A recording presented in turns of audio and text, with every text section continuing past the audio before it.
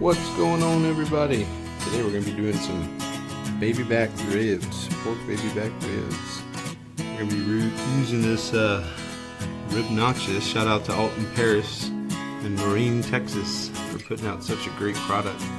I'm going to hit with some yellow mustard first and put on that Rib Noxious from Chupacabra. It's pretty good. I've never tried it before. That was actually a care package given from Alton, from the Chupacabra team over there. Thanks a lot, guys. Those gringos. I'll make a video about that later because him and I go way back to about 2010 when I first met him, before they became as big as they are. Oh man, they make great product. Alright, we'll go ahead and get the silver skin off the back of this, or the membrane on the back, and I'll start seasoning these guys up. Basically start from one end and then work it off all the way across.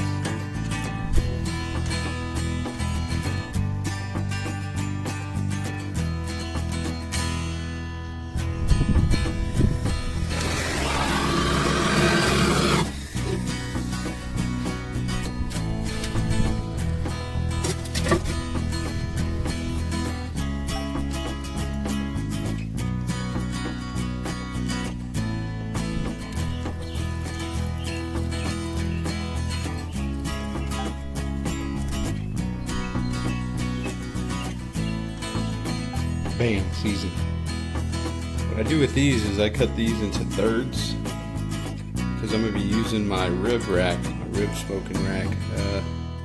They sit on the rack sideways but in the horizontal position, and lets the heat and the smoke get all the way around the rib real good.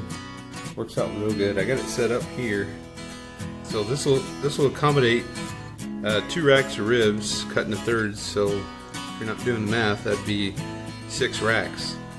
So it comes out real good. I've been using this for a while. They sell some higher end ones, but that's the one I've been using. I really like it. It does real good. I'm going to be going on here in a little bit. I got the fire already lit, and we're going to be using the 3-2-1 method. So we'll put it on smoke for 3 hours at about 260 to 265, and then I'll pull it off. I'll wrap it for 2 hours, and I'll put them back on unwrapped for 1 hour. We'll go check that temp. Alright, I'm going to go ahead and put the smoking chunks on there.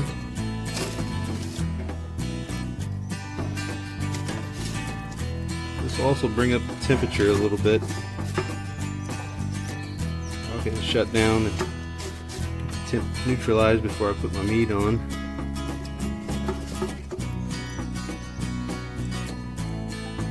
They sell a ceramic smoke stone for these Komodo grills, but I just use a stainless steel cooking pan just to cook with indirect heat. Alright, go ahead and put my rack in. Let that get up to temperature too. I'll go grab my ribs. I'm going to be using my pro grade thermometer. Using the 3-2-1 method is one of the only times that I don't really check the internal temperature of the meat, just because I know it's going to get as tender as I want it. But I do use it, my pro grade, for the top grates, because I kind of know my smoker quite well, but I'm looking for a pretty particular number. I'm trying to get to about 260, 265 max. A lot of people do 250, but the little bit higher temperature I think yields a better crust on the ribs, and just makes for a delicious end product. Looks like our smoke's rolling pretty nice. Still a little white, so I'll let it get a little more blue, and let that temp come up to about 260, 265. We're almost there. Alright, we're a little high on temp, but go ahead and go on with these beauties.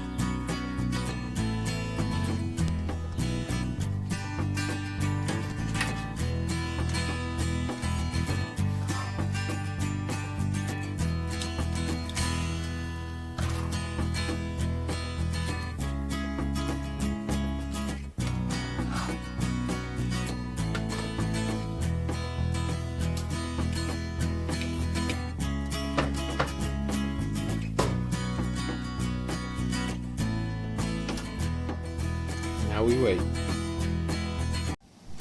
Alright, we kept our temperature around 260 degrees the first 3 hours of this smoke. It's been going real well. It's time to take them out and wrap them.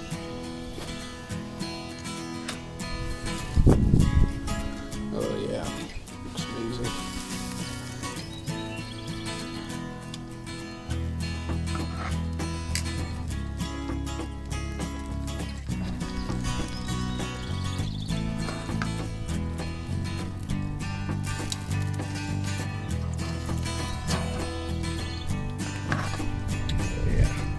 Bone drawn away from the meat.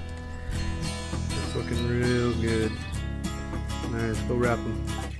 Typically when I wrap these, I usually use brown sugar and some butter right on top of them as I wrap. But I don't have any brown sugar, so I'm going to go in with some organic raw cane sugar. See how that works out. Probably be fine. It's just to give it a little sweetness and to help it caramelize just a little bit while it's wrapped. Let me go ahead and wrap these. I'll put in a clip of how I put the sugar and butter on it.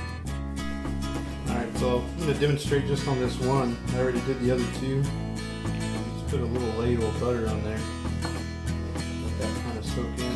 I use Kerrygold. This is some of the best butter out there. A little high dollar, but man, it just gives it that extra flavor. And I just take my sugar, just put a little layer on the top. And what that does is it just creates that little caramelization on the top. And just wrap her up. We'll put these back in for about 2 hours. And what it'll do is it'll tenderize some of that meat. And we'll pull them back out and set them back on the grill for about an hour. Alright, these are going back in. We're going to maintain that same temperature, about 260. And they'll stay in here for a couple hours. Or until I feel that, you know, they've had enough heat. But you know, you're not worried about smoke anymore, just letting them kind of cook. So it's like an oven basically. Alright, so we're gonna let those go, right Gabby? Yeah. Alright, just unwrapped them after being on the pit for about an hour and a half is what I ended up doing. Oh man, all the juice and renderings in there. Put them in my barbecue sauce. I usually make my own barbecue sauce, but this is just watered down Sweet Baby Ray's is all it is. And then I'll glaze the ribs on the pit for the last 30 to 45 minutes while it's on there. But alright, let's go throw these back on the pit. Alright, going back on the grill with it. Took my indirect heat smoking device out of there. I'll put these back on. They won't be on there too long. They'll be on there about 30-45 minutes like I was saying. I'll throw a light little glaze of barbecue sauce on them.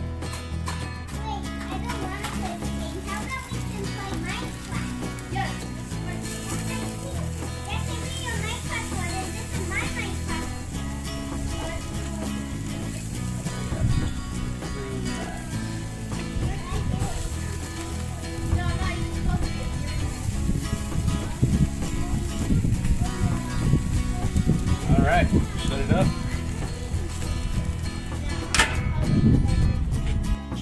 Alright, here they are, they're done. Pull them out. Cut into one. I'll cut this one. Give it a quick taste. I'll just flip them over when I cut them.